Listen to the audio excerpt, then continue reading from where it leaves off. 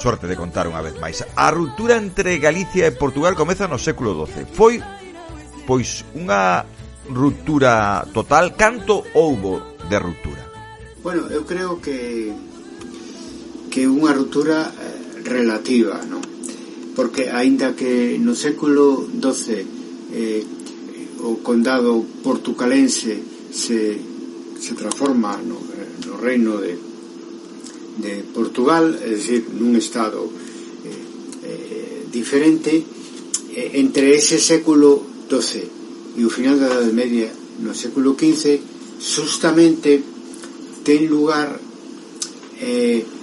a parte máis importante, a parte final do que eu chamo o proceso de formación nacional de Galicia, paralelo ao que existe en toda Europa. Gran parte das nacións e das nacionalidades europeas son de orixe medieval, e a que se forma no noroeste peninsular é unha nacionalidade que comparten o norte de Portugal e o que era fora a parte norte da Galicia sueva, non? É dicir, a Galicia lucense, non?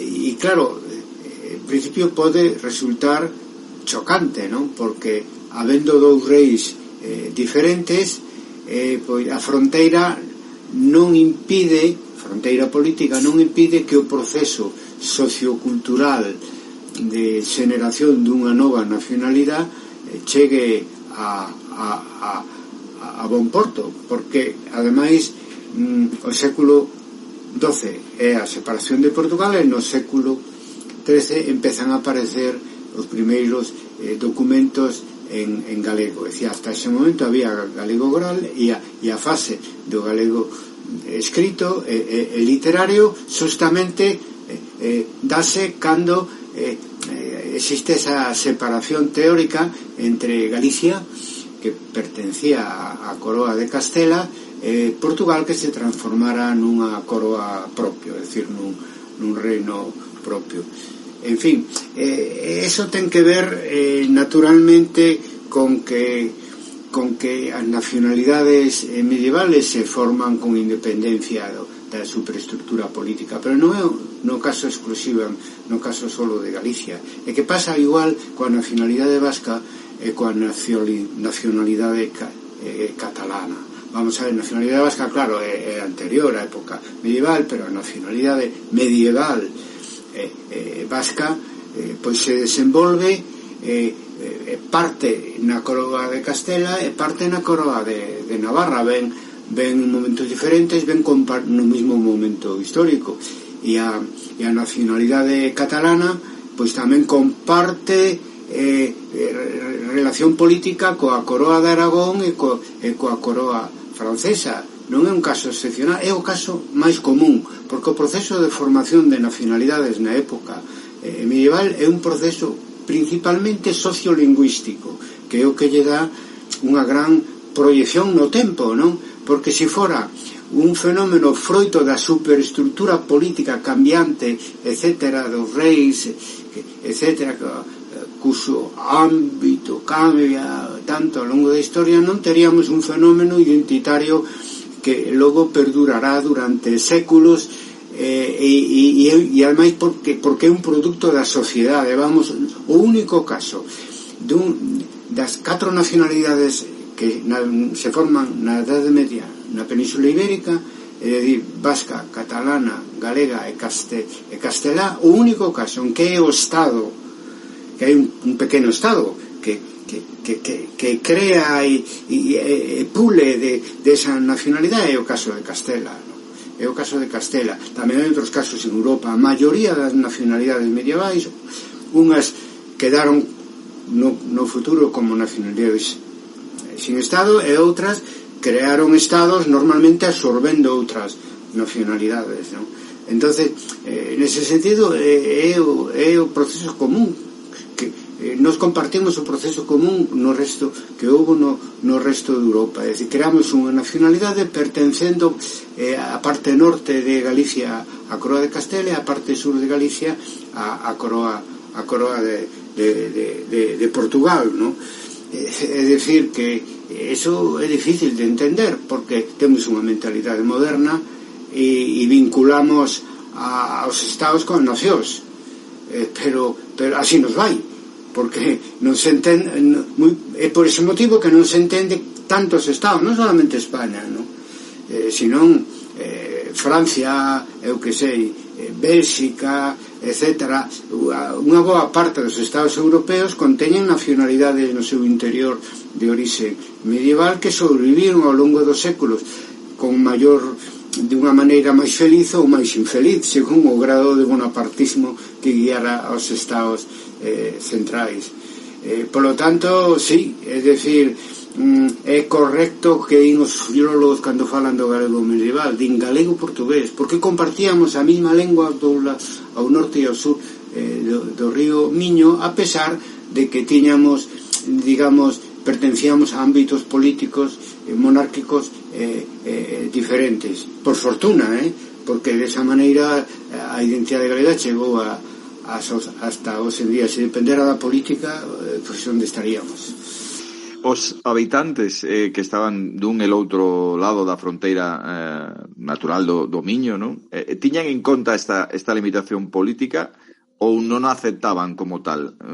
É dicir, podía un galego, pois non sei, por exemplo, sacar a pastar o seu gando en Portugal ou organizar un casamento en Portugal e viceversa? Como era esa división despois de aparecer a fronteira? Que hai que situarlo tamén no contexto general, é dicir, a fronteira medieval en toda Europa é unha fronteira que máis que un muro separador, como metáfora para entendela, a fronteira medieval había que pensar nunha ponte pola que pasan continuamente a agua dun lado a outro, a pesar da ponte tão importante do río, que sigue fluindo e non a ponte. É dicir, que a fronteira medieval era extremadamente débil, non?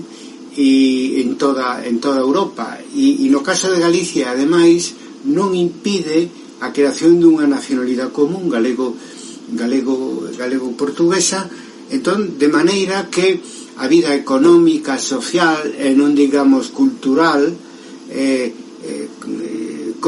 non ten solución de continuidade entre o norte e o sur do río Miño. Por exemplo, o bispado do Tullo ou o señor ou a casa de Soutomayor tiña tanto vasalos, obviamente, ao norte do río Miño, como vasalos ao sur do río Miño, no norte de Portugal, e así e viceversa. É dicir, os señoríos compartían, tiñan vasallos en ambos territorios, e non digamos o comercio que fluía de un lado a outro, e igual digamos todo o que é o problema da xustiza, etc.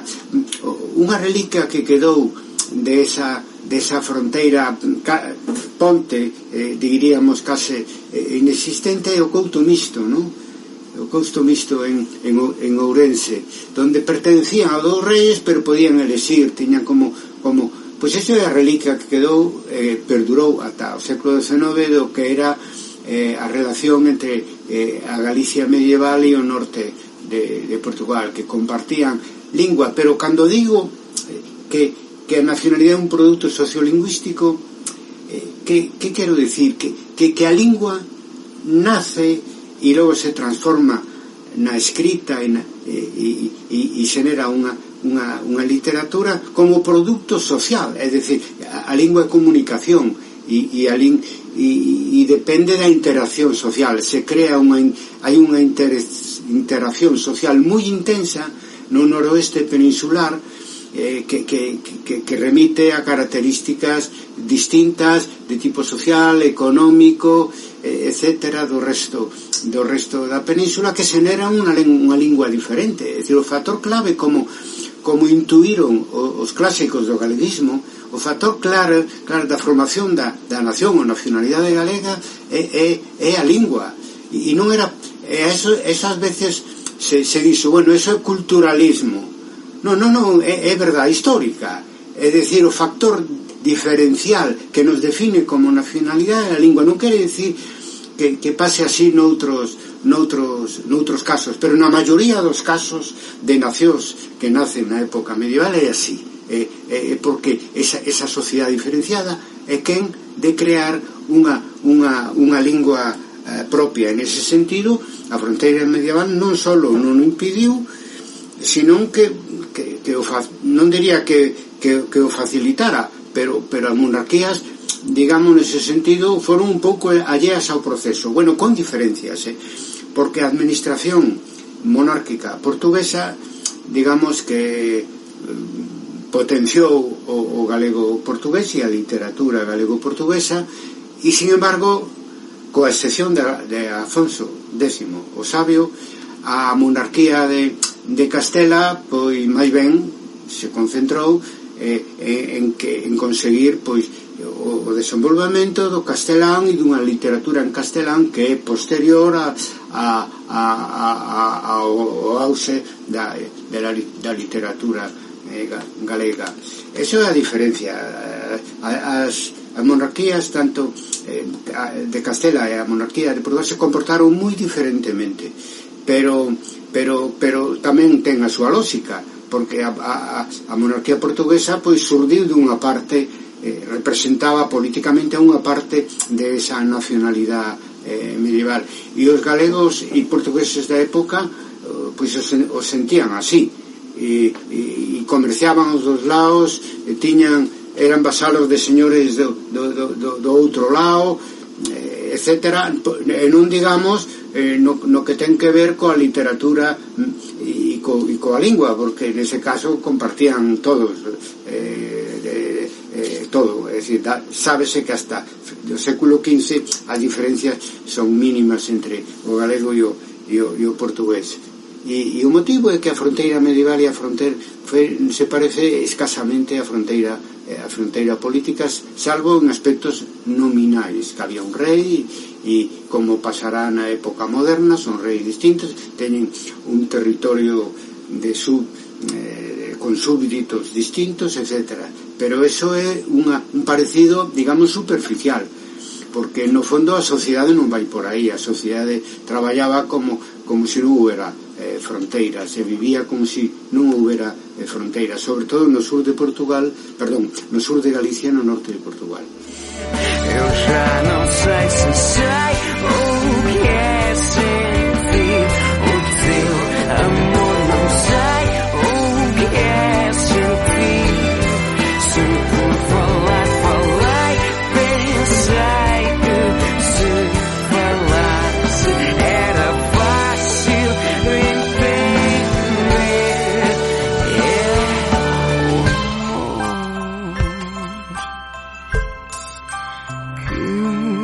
Chega ao fim, final assim é mais fácil entender. Eu já não sei se sei o que é sentir o teu amor, não sei o que é sentir. Se por falar, falei, pensei que se falasse era fácil entender.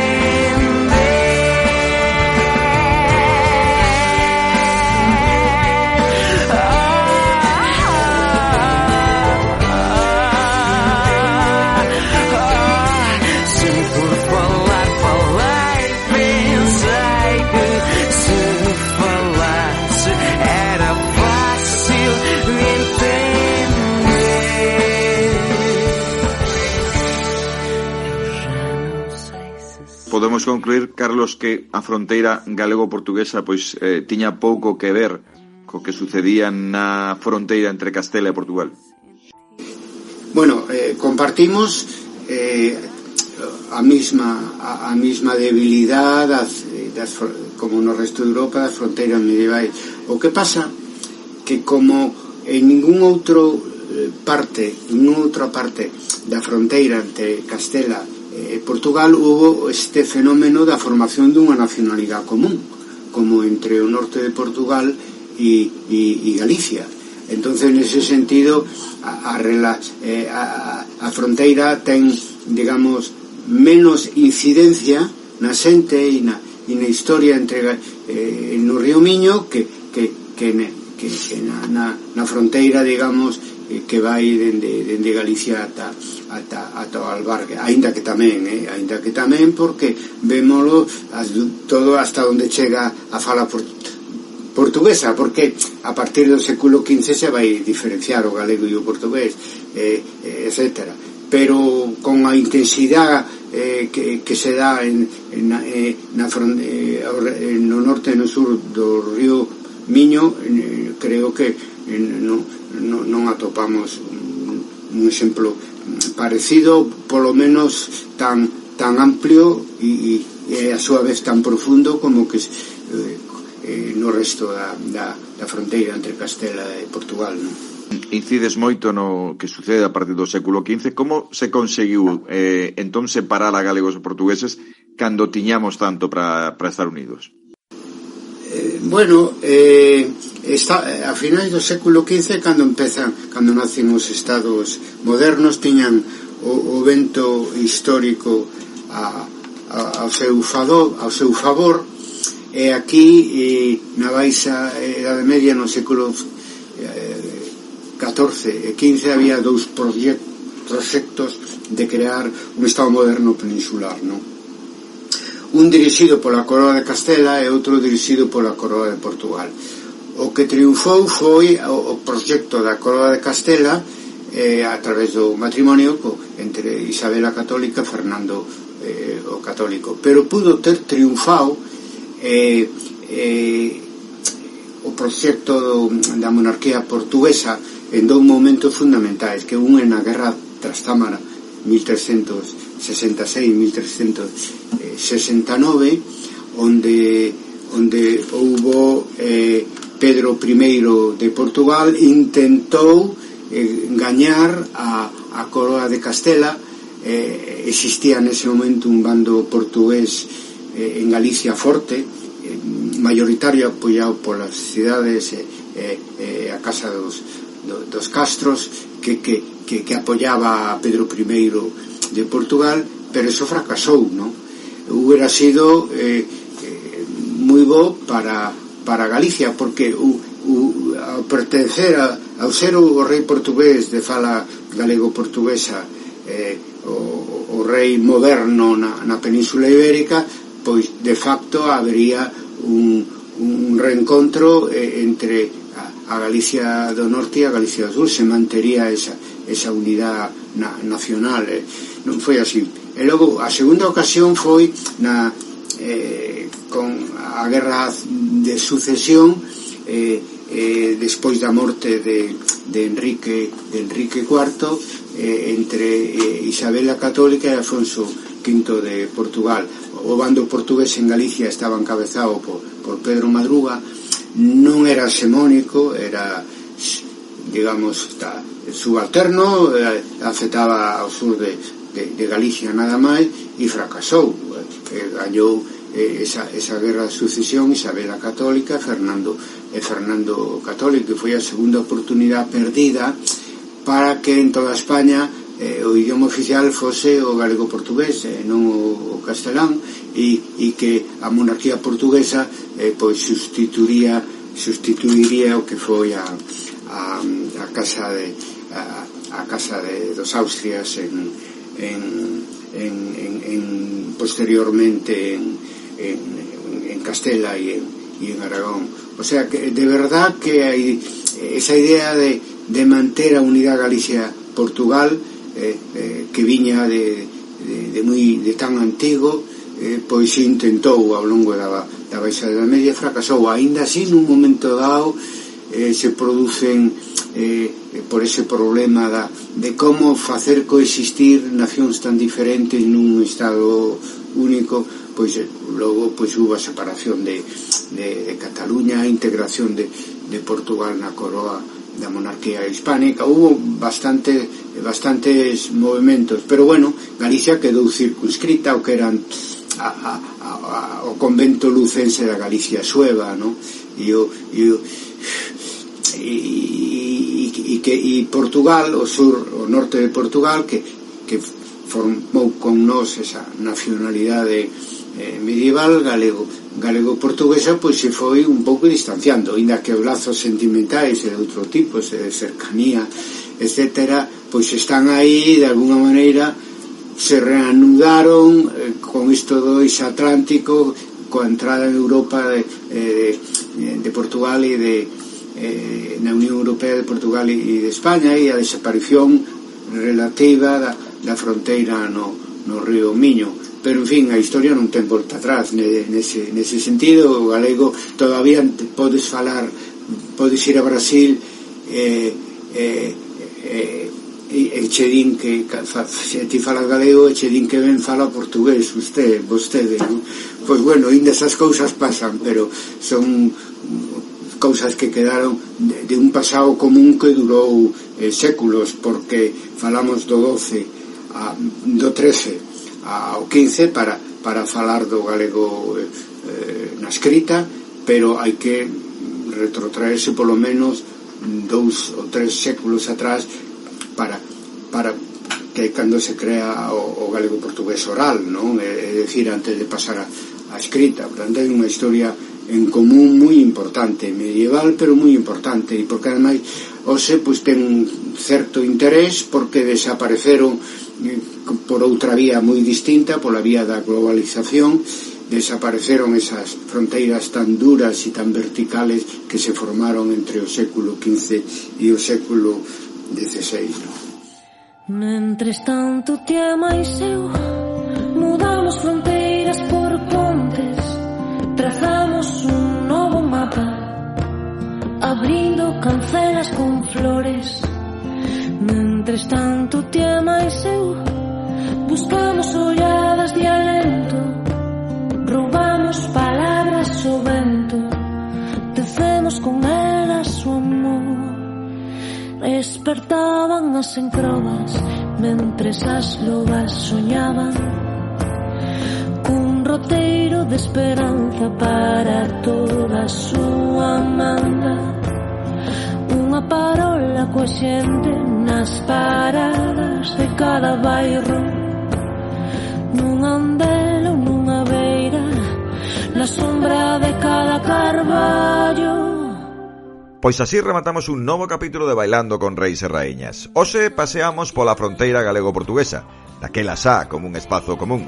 Desta triloxía do espazo fronteirizo quedanos aínda un capítulo, así que se queredes máis, xa sabedes, seguide atentos á nosa sintonía. Buscamos